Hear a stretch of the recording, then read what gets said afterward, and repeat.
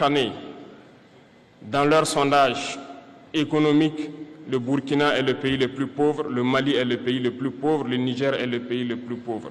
Nous sommes classés parmi les derniers. Très bien, si nous sommes aussi pauvres qu'ils le disent, mais quand est venu le moment de prendre nos responsabilités, nous avons demandé à ces maîtres de quitter les lieux. Pourquoi ne veulent-ils pas partir? Why does the West still cling to Africa, calling it poor while refusing to let go of its resources? At the AES First Summit, Captain Ibrahim Traoré shattered illusions with a speech that revealed the truth. Africa's poverty is a myth crafted to justify exploitation. He condemned puppet leaders, exposed imperialist tactics, and called for a united Africa to reclaim its destiny. But what did he say that left the world shaken and Africans inspired? Here, we would like to take a moment and thank you for supporting us and being a valued part of our strong community. And if you are not yet a member, we encourage you to join us and help build an even stronger community together. Let's get started.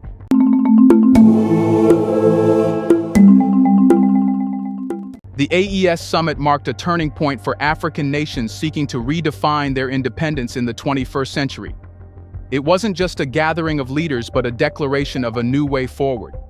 At the heart of this summit was the bold proposition by Traore that African nations must take control of their destinies, no matter the cost. This message found its strongest advocate in the example of Niger, a country that has faced sanctions, international backlash, and economic challenges, but continues to stand tall. What makes Niger's example so powerful is its refusal to compromise on its sovereignty.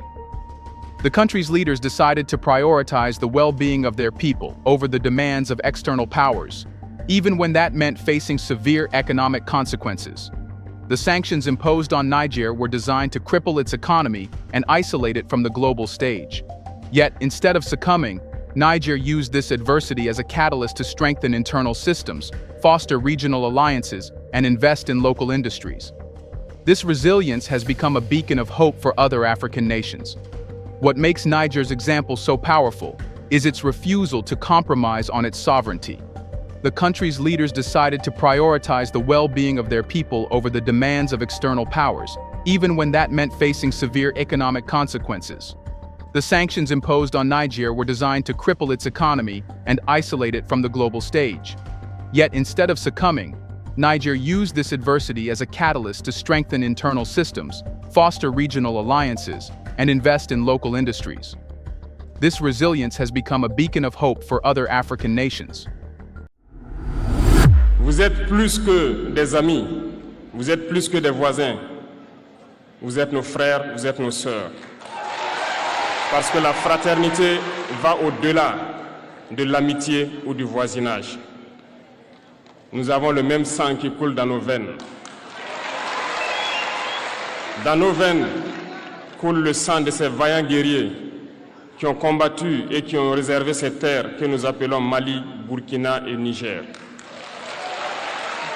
Dans nos veines coule le sang de ces vaillants guerriers qui ont aidé le monde entier à se débarrasser du nazisme et de beaucoup d'autres fléaux.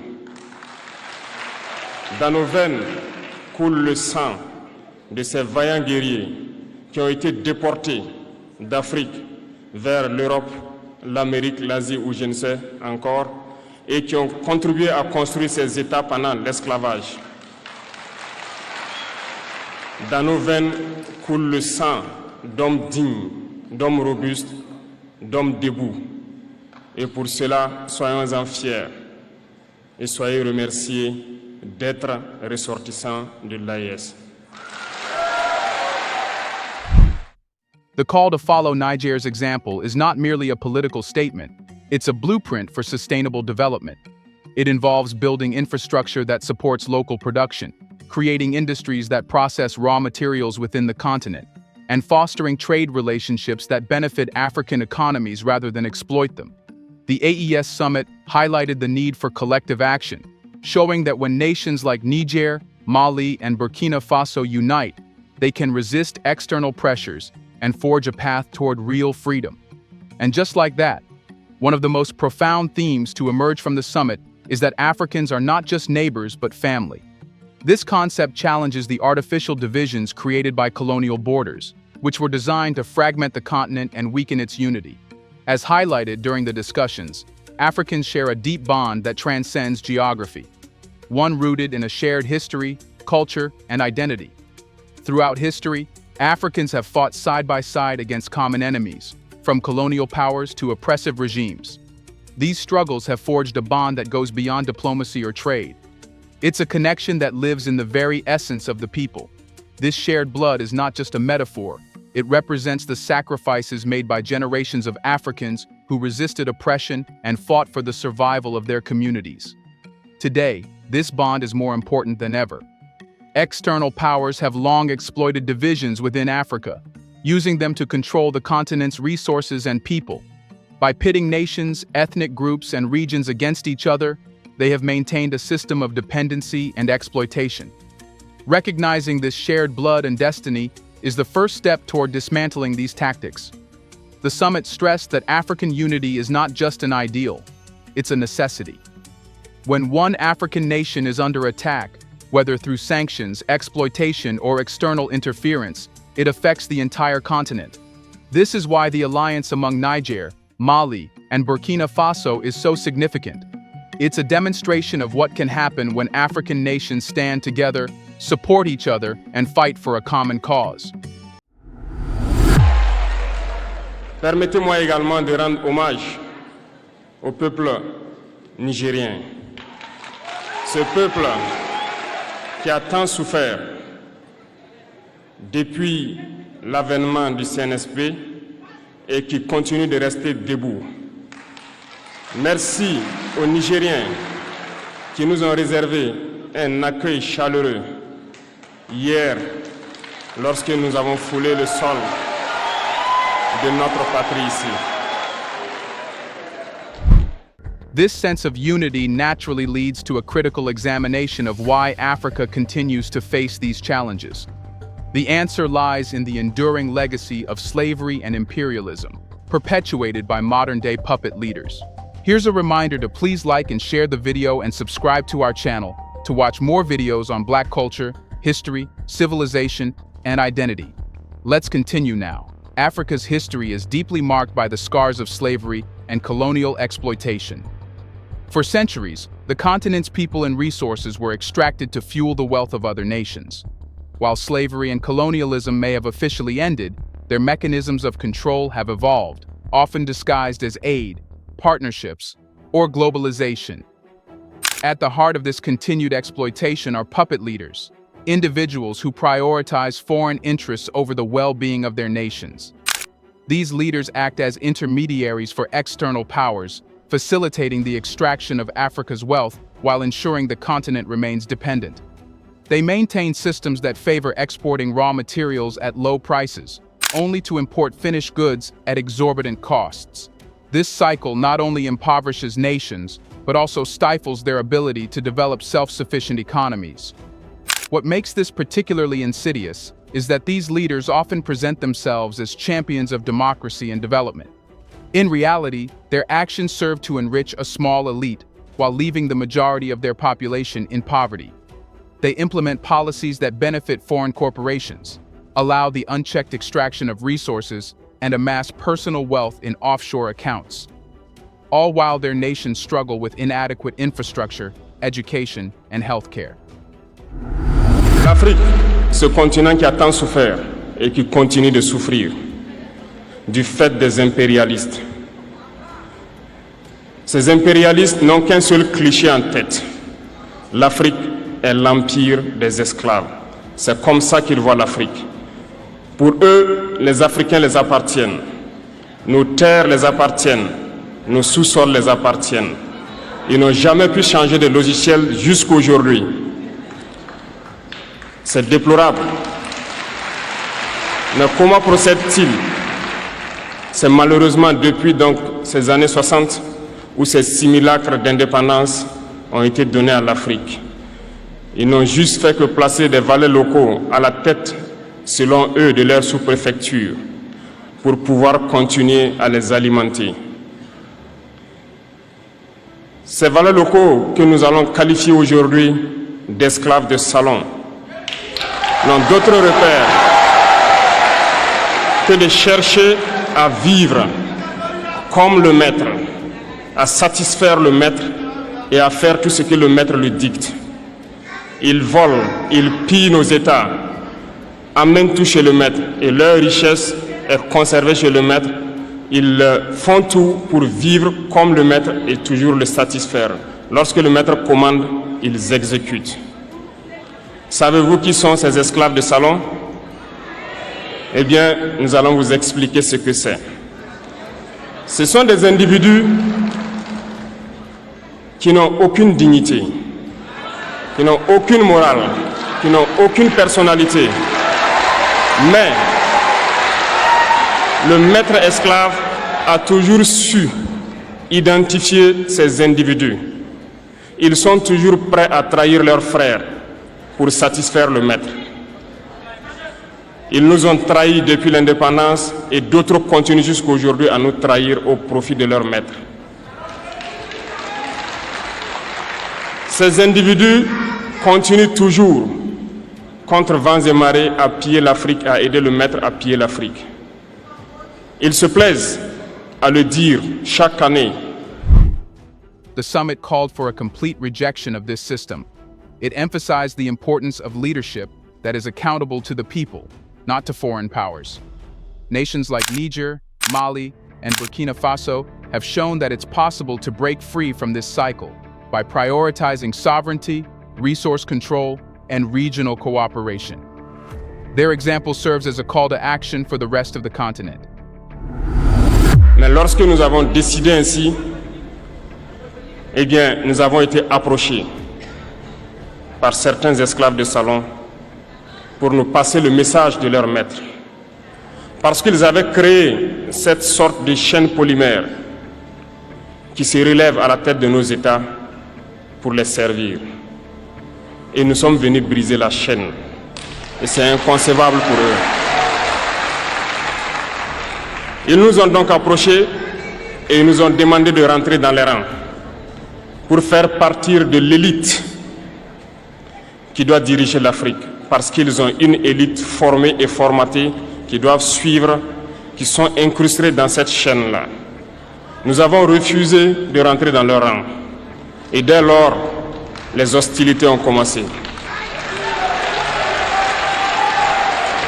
Et ils ont fait fourvoyer dans nos zones plusieurs mercenaires, des formateurs. Les agents sont descendus dans le Sahel pour espérer mener des attaques barbares, lâches contre nos populations, espérer les révolter.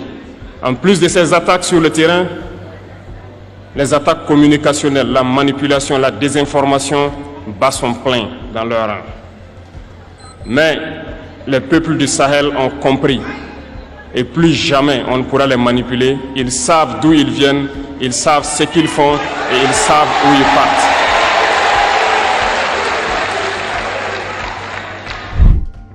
This naturally leads to the question, why is the West so determined to maintain control over Africa? The answer lies in the narrative of poverty and exploitation. Western powers often label Africa as poor, but this narrative is far from the truth. The continent is one of the richest in the world in terms of natural resources, holding vast reserves of gold, diamonds, uranium, and other minerals essential to global industries. Yet, the perception of Africa as impoverished persists, and it serves a very specific purpose: to justify exploitation.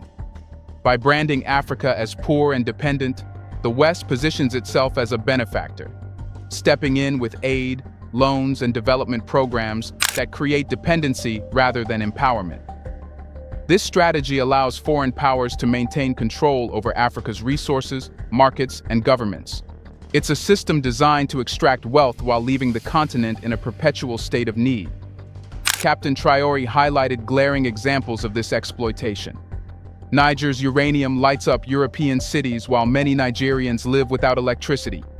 Gold from Burkina Faso and Mali enriches foreign vaults, yet the communities near the mines often lack basic infrastructure. These examples expose the hypocrisy of the narrative that Africa is poor. The truth is that Africa's resources fuel global wealth, but the benefits rarely reach the people who live on the continent. Dans leur sondage économique, le Burkina est le pays le plus pauvre, le Mali est le pays le plus pauvre, le Niger est le pays le plus pauvre. Nous sommes classés parmi les derniers. Très bien, si nous sommes aussi pauvres qu'ils le disent, mais quand est venu le moment de prendre nos responsabilités, nous avons demandé à ces maîtres de quitter les lieux. Pourquoi ne veulent-ils pas partir? Lorsque nous prenons le cas du Niger, depuis plus de 40 ans, certains pays exploitent l'uranium pour produire de l'énergie chez eux. D'Ottawa jusqu'à Paris, les rues sont illuminées, c'est la lumière. Mais au Niger, c'est l'obscurité qui nous est servie. Lorsque vous partez dans nos États, nos sols sont troués de toutes parts pour rechercher les métaux précieux tels que l'or. Mais souvent, il n'y a même pas la moindre route accessible pour atteindre les zones où ils exploitent l'or, encore moins certains services sociaux de base. Voilà pourquoi nous avons décidé de nous révolter et de prendre le destin de nos pays en main. Il y a bien d'autres exemples. The system of control is why the West resists any attempts by African nations to assert their independence. Sanctions, political interference, and economic blockades are all tools used to punish countries that challenge the status quo. But the alliance among Niger, Mali, and Burkina Faso is a direct challenge to this system, showing that Africa can resist and thrive. So, the AES summit wasn't just a meeting, it was a movement. It marked the beginning of a new era where African nations took control of their resources, their economies, and their destinies. The alliance among Niger, Mali, and Burkina Faso is a shining example of what can be achieved when African nations stand together, united by a shared vision and a shared purpose. The path forward involves investing in local industries, fostering regional trade, and building infrastructure that benefits the people rather than foreign corporations. It means rejecting narratives of poverty and dependency and embracing the truth. Africa is a continent of immense wealth, strength, and potential. Nous n'allons plus permettre cela. Les gens sont éveillés et les gens se battent aujourd'hui, pas pour nous-mêmes, mais pour les générations à venir. Et merci à tous pour le combat qui est livré. Cela ne nous fait jamais pleurer. Nous n'allons pas trembler. Nous allons affronter. Nous allons nous battre pour l'indépendance réelle, pour notre liberté.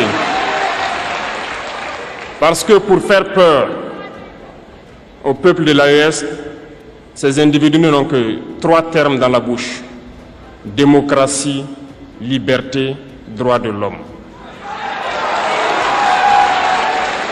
Bien sûr, leurs valets locaux ne sont élus que dans un processus démocratique, libre et transparent selon eux leurs valeurs.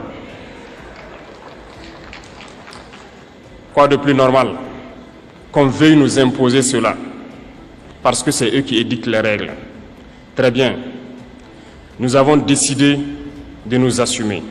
Voilà pourquoi un 26 juillet 2023, lorsque le Niger a décidé de tourner la page, les esclaves de salon et leurs maîtres sont montés sur les grands chevaux. Ils ont mis leurs valets locaux en avant et ont décidé de mener une guerre contre le peuple nigérien.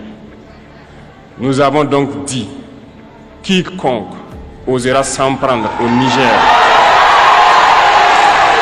nous aura en face, parce que nous mènerons une guerre sans merci jusqu'à la dernière goutte de sang pour quiconque osera s'attaquer à nos États. Cette parole, cette décision que nous avons eue hier est d'actualité aujourd'hui et sera d'actualité demain et pour toujours. It's a fight for dignity, identity, and a future where Africa is no longer seen as a source of wealth for others, but as a global leader in its own right. Do you think more nations need to be a part of AES? Will this end the exploitation the West is doing in Africa? Let us know in the comments section. Will AES change everything? Do you want to watch more videos like this one? If so, subscribe to our channel and press the bell icon next to it. We have decided to bring videos on something nobody talks about: the Black culture, civilization, history, and evidence about how glorious Blacks have been. Thanks for watching, and until the next video, stay tuned.